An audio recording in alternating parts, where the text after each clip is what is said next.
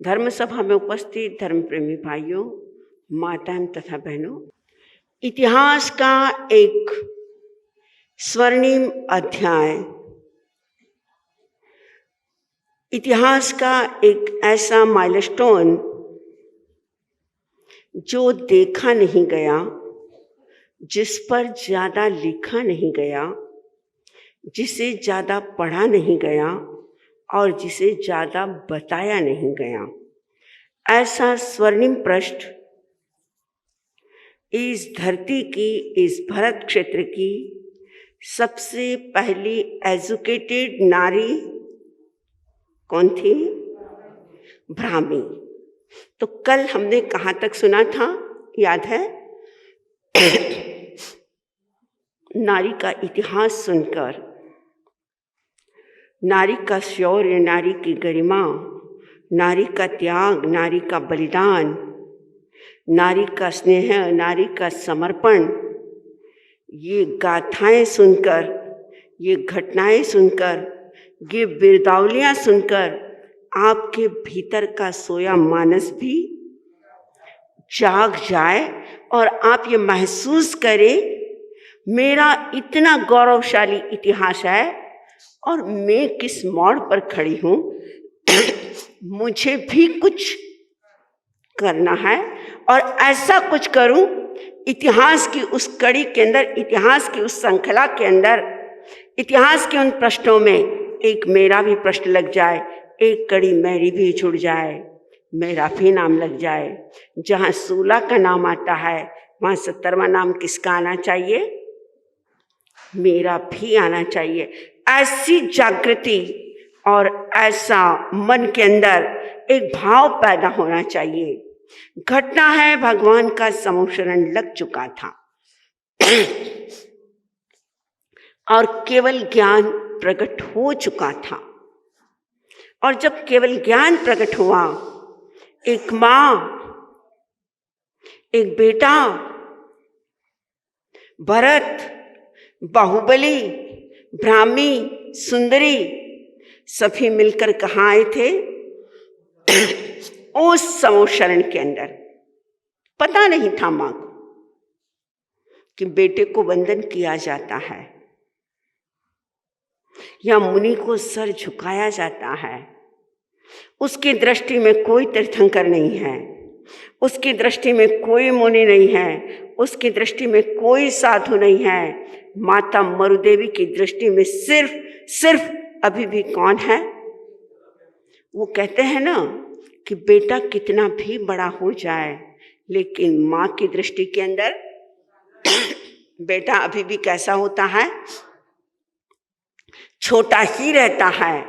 एक बार की घटना, भैरू सिंह शेखावत जिस समय भारत के उपराष्ट्रपति बन चुके थे, वे कंटिन्यू जब दिल्ली रहने लगे, कभी कभी 4 महीना, कभी 6 महीना माँ से मिलने के लिए राजस्थान नहीं आते थे।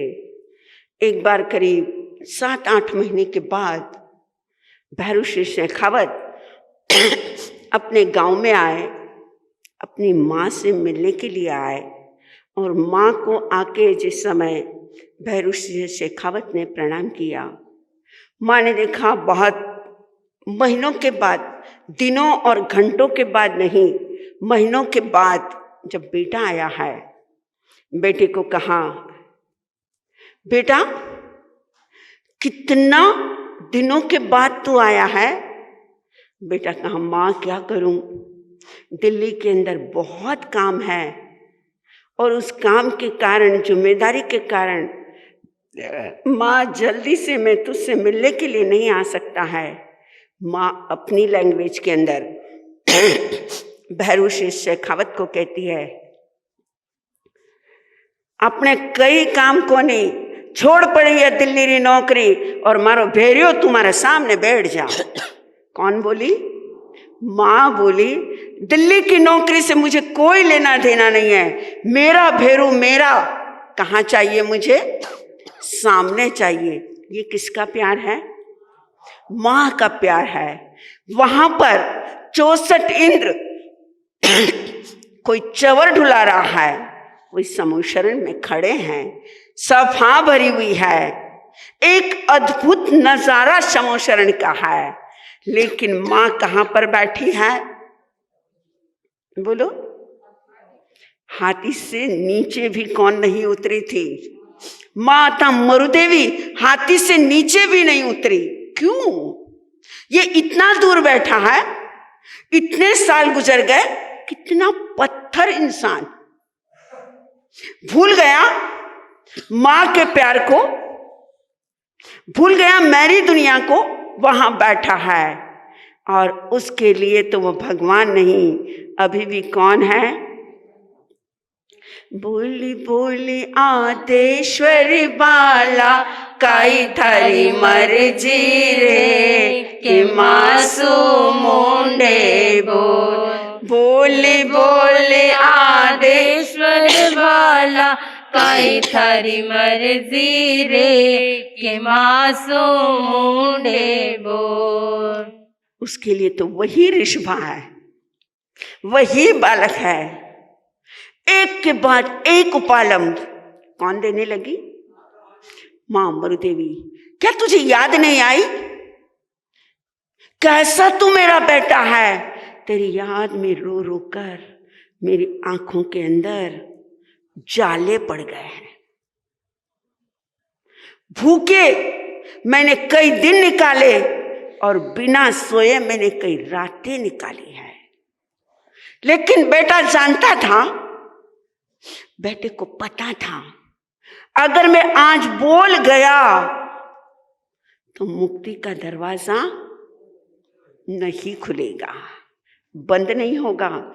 बंद तो था, खुलेगा नहीं। अगर मैंने बोला ये मोह टूटेगा नहीं, और मोह न टूटा, राग न छूटा, तो मुक्ति नहीं मिलती है। दो शब्द हैं, मोह और मोक्ष। मोह और मोक्ष दोनों की शुरुआत किससे होती है? मोह से होती है। एक कांत ह से होता है और दूसरे कांत क्ष से होता है। मोह को जो क्षय कर देगा उसे क्या मिल जाएगा? मोक्ष मिल जाएगा। बोलो बीड़ वालों, तुम्हारा मोह टूटा या नहीं टूटा? इधर से जवाब आया नहीं टूटा, मतलब आपका तो पूरा टूट गया ना? नहीं, अभी तो कोई बात नहीं, अभी तो 65 दिन बाकी है मेरे। अगर टूट जाएगा तो अपन दीक्षा की है इच्छा। किधर देखूं? इधर देखूं क्या?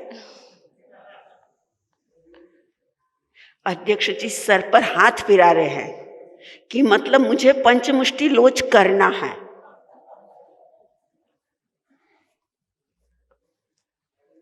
सही है ना? हाँ तो बोलते हैं। एक बात तो है उनकी खासियत कि अभी तक उन्होंने ना नहीं बोला है।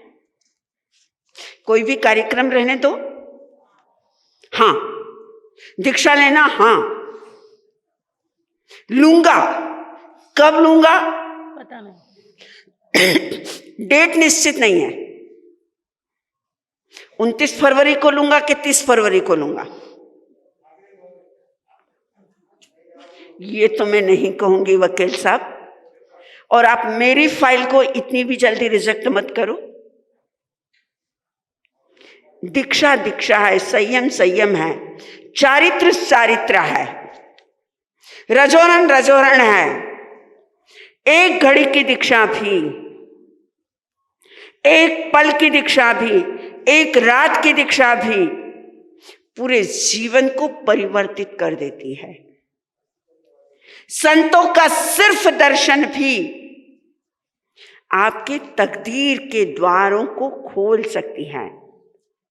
दुर्भाग्य को सौभाग्य में बदलने की कला अगर किसी के पास है तो संतों के पास है। और ये इतिहास कहता है, माता मरुदेवी समूह शरण के बाहर खड़ी है, हाथी के ऊपर, और सामने सिर्फ नजरों से, आंखें जिसकी बंद नहीं है, आंखें जिसकी खुली है, अमृत जिसकी आंखों से बरस रहा है, केवल ज्ञान जिसके पास है, केवल दर्शन जिसके पास है, बोधि जिसको प्राप्त हो चुकी है, स्फटिक का सिंहासन है, सर पर छत्र है, आसपास चवर है, नीचे पाद पीठ है, एक सुंदर सी रचना है, जिस रचना के दर्शन करना भी क्या है, दुर्लभ है, जिसके लिए भी लक चाहिए, पुनवानी चाहिए। भरत सामने खड़ा है, ब्राह्मी खड़ी है, सुंदरी खड़ी है, बाहुबली खड़ा है, अन्य 98 पुत्र खड़े हैं, लेकिन मां उपालंब दे रही है। और जब ज्यादा अगर कोई बोलता है और सामने वाला अगर कोई रिप्लाई नहीं देता है, तो आपको कैसा फील होता है? ट्राई। अगर आप घर गए और पत्नी कंटिन्यू आपको बोलती जाए, ये नहीं किया, ये नहीं किया, तुम मेरी सुनते नहीं हो क्या, कान में रुई डाल रखी है क्या, आवाज ही नहीं आती है क्या, कुछ तो बोलो, सब मैं ही बोला करूंगी क्या, तुम्हारी माँ ने ऐसा किया, तुम्हारे भाई ने ऐसा किया, और आप रिप्लाई मत दो, तो इनको कैसा लगेगा? हाँ, फील होगा, राइट? कंटिन्यू जब माँ ने बोला और बेटा सिर्फ स्माइल दे रहा है, ना आंख में आंसू है, न मिलने की खुशी है, और नहीं 1000 साल न मिलने का गम है, वह तो एक मुस्कुराता हुआ गुलाब है, हंस रहा है, मंद मंद मुस्कान। मैं तुझसे प्यार कर रही हूं, मैं तुझे बोल रही हूं बेटा, मैं और किसी से बात नहीं कर रही हूं, पत्थरों से बात नहीं कर रही हूं, मैं तुझसे बात कर रही हूं, तेरा वैभव निहार रही हूं। लेकिन तू मां को देखकर भी, मेरे को देखकर भी तू जवाब नहीं देता है। ठीक है, ठीक है, तुझे मुझसे मोह नहीं, तो मुझे तुझसे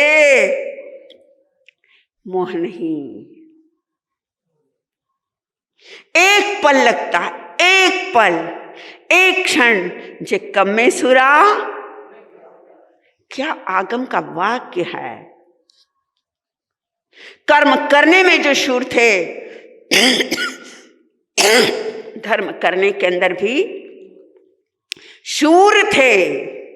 एक ही वाक्य, तुझे अगर मुझसे मोह नहीं है, तो मुझे तुझसे मोह नहीं है।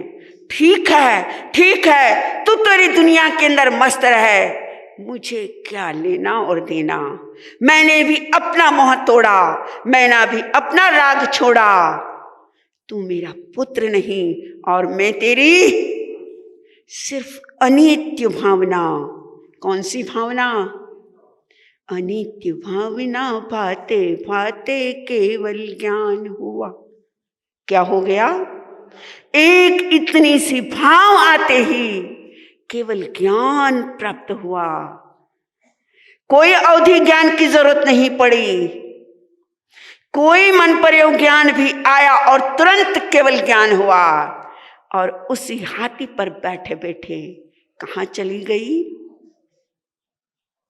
बोलो बोलो, आपको पूछ रही हूं। आप भी सोच रहे होंगे बेड़े वालों, मर्सिडीज गाड़ी में, ऑडी गाड़ी में, या सोफे पर, या चेयर पर, मोबाइल पर बात करते करते, आइसक्रीम खाते खाते, पिज्जा खाते खाते, चैटिंग करते करते, व्हाट्सएप चलाते चलाते आपको भी क्या हो जाए? हाँ, कितना अच्छा कहा ना? सुन के कैसा लगा आपको? अच्छा लगा कि नहीं? चाहते हो आप भी इतना इजी आपको केवल ज्ञान हो जाए? बोलो। जैसे भरत को अंगूठी को देखते देखते केवल ज्ञान हुआ था, दर्पण में देखते देखते केवल ज्ञान हुआ था, माता मरुदेवी को हाथी पर बैठे बैठे केवल ज्ञान हुआ था, ऐसे बीड़ वालों आपको भी हो जाए। है इतना आसान नहीं। कर्म करने में अगर शूर हो तो धर्म करने में भी शूर बन जाओ, हो जाएगा। लेकिन उतनी हमारे जीवन के अंदर राग भी इतना कमजोर हो, मोक्ष भी, मोह भी इतना कमजोर हो। एक पल में जो पर्दा लगा हुआ था, पर्दा हटने की देर थी, सामने दीदार नजर आया, हाथी पर बैठे बैठे केवल ज्ञान हुआ। और वहां से भगवान आदिनाथ बोलते हैं, वह पुत्र बोलता है, वह आदेश्वर बाला बोलता है, वह ऋषभा बोलता है। इस काल चक्र की प्रथम मोक्ष जाने वाली महिला माता मरु देवी है। किसने कहा? भगवान ने यह प्रथम घोषणा की। केवल ज्ञानी अगर प्रथम भगवान ऋषभ देव हैं तो प्रथम मोक्ष जाने वाली कौन है? ये मेरी माता है। खोल दिया मोक्ष का दरवाजा। भगवान थे जिन्हें मां की मृत्यु से भी, मां के निर्वाण से भी जिन्हें कोई भी क्या नहीं पड़ा, फर्क नहीं पड़ा। लेकिन पास में ब्राह्मी और सुंदरी दोनों खड़ी थी। जो कौन है? पोतियां, जो पास में खड़ी थी। जैसे ही देखा कि दादी इस दुनिया से चली गई है, एक वज्रपात, एक दुखद घटना, सोचा नहीं था, पता भी नहीं था। माता मरु देवी ने अपने परिवार के अंदर कोई मृत्यु नहीं देखी थी। लाखों जिसकी पीढ़ियां थी, लंबी जिसकी उम्र थी, लेकिन कोई दुखद घटना जिस माता मरु देवी की ने नहीं देखी थी। कहा जाता है, बताया जाता है, अगर कोई माता मरु देवी की अगर कोई साधना कर ले, आराधना कर ले, जीवन के अंदर कभी भी कोई कष्ट नहीं आता है। आप कहेंगे आज तक ये साधनाएं हमें बताई नहीं गई। हम करते हैं, भगवान ऋषभ देव की करते हैं, हम चक्रेश्वरी की करते हैं, हम पद्मावती माता की करते हैं, हम पार्श्वनाथ की करते हैं, हम अरिष्टनेमी की करते हैं, लेकिन हम किसकी नहीं करते हैं? माता मरु देवी की, जो सिद्ध गति को प्राप्त है, जो सिद्ध बन चुकी है, और जो एक ऐसे पुत्र की मां थी जो तीर्थंकर बना, एक ऐसे पोते की मां थी जिसका पोता क्या बना? चक्रवर्ती बना। एक ऐसे पड़पोते की मां थी जो त्रिपृष्ठ वासुदेव बना, जो तीर्थंकर बना और चक्रवर्ती बना। अरे जिसके परिवार की गरिमाएं क्या गाई जाए, जिसका परिवार गौरवशाली परिवार रहा, लेकिन जिस समय ब्राह्मी देखती है दादी चली गई, ओहो, जिस समय पिता दीक्षित हुए थे, जिस समय पिता के कोई समाचार नहीं थे, जिस समय हम छोटे थे, पढ़ाया था, लिखाया था, लेकिन कोई शादियां नहीं हुई थी। उससे पहले पिता वन के अंदर चले गए। 1000 साल तक, 1000 साल तक हमें अगर संभाला, अगर हमें प्यार दिया, हमें वात्सल्य दिया, हमें दुलार दिया, तो किसने दिया? अरे दादी ने दिया। अरे दादी हमारे लिए सब कुछ थी, लेकिन नहीं पता था। कि बेटे से मिलने आएगी और दादी हमें छोड़कर क्या हो जाएगी? अरे चली जाएगी। जो अभी बात कर रही थी, ये तन इतना नश्वर है, ये धन नश्वर है, ये दुनिया नश्वर है, ये रिश्ते नश्वर है। ये एहसास कौन कर रही है? आप कर रहे हो? बोलो, कौन कर रहा है? आपको तो नश्वरता का एहसास आज तक हुआ नहीं है। जिस दिन नश्वरता का एहसास हो जाएगा, उस दिन कहाँ नहीं जाओगे? दुकान। कौन बोला? उर्मिला जी बोल रही है कि जिस दिन नश्वरता का एहसास हो जाएगा, उस दिन मैं घर नहीं जाऊंगी। लेकिन घड़ी में कितने बज गए? अपना तो कल से कांटा फिक्स है कि 10 में 5 की देर रहेगी और मैं टॉप स्पीड ब्रेकर, तुरंत मुझे रुकना है। तो आइए, अब ब्राह्मी दीक्षा कैसे लेती है? दीक्षा जितनी तुम्हें इजी लगती है ना, उतनी क्या नहीं है? इजी नहीं है।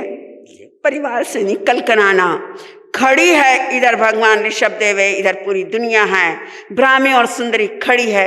आइए क्या होता है ये हम कब देखेंगे?